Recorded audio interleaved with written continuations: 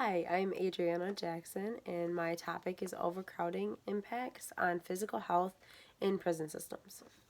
To define my topic, the overcrowding in prison systems, this is when there are too many inmates for the capacity of the prison, thus, too many inmates for the space.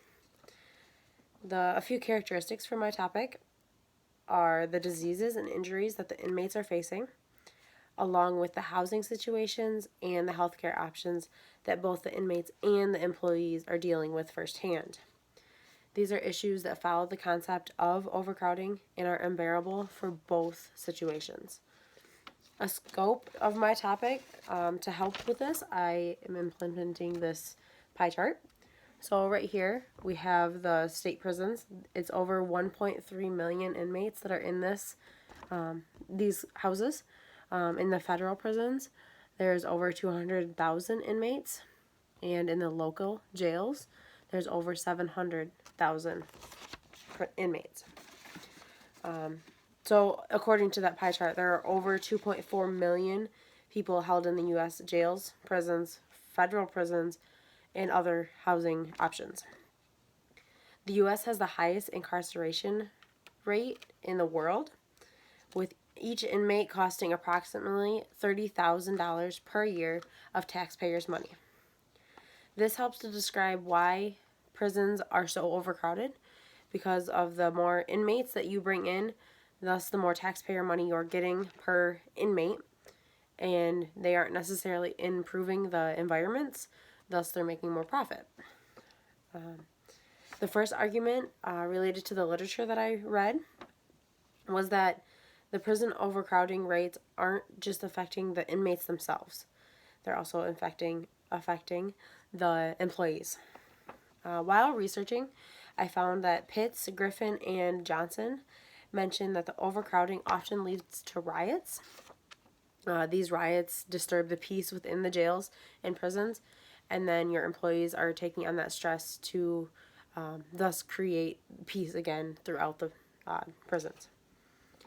Vincent Ballin also mentions something about the overcrowding and how it's affecting not just the inmates themselves.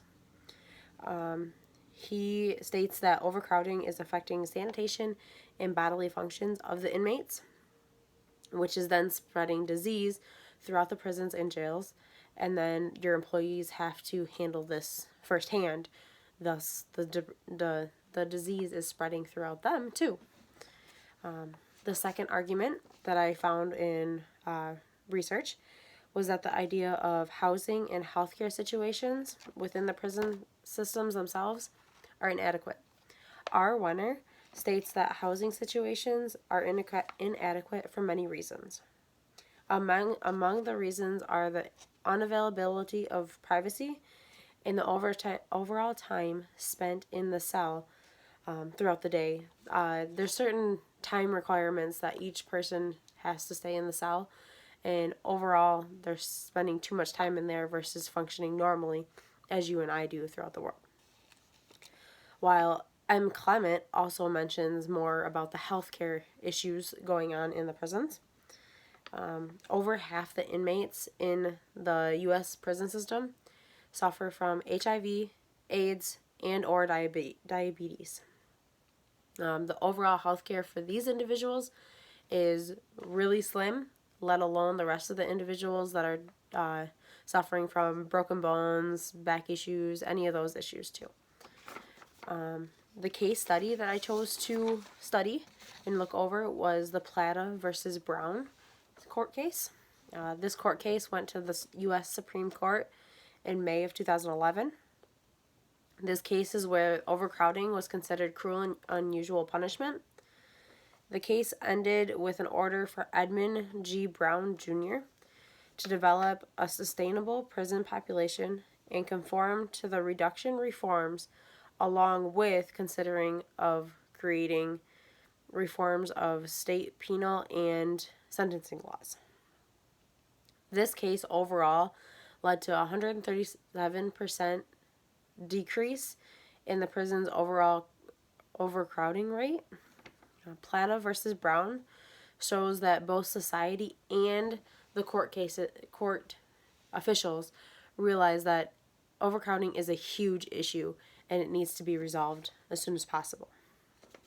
Like I said, my visual aid was this pie chart.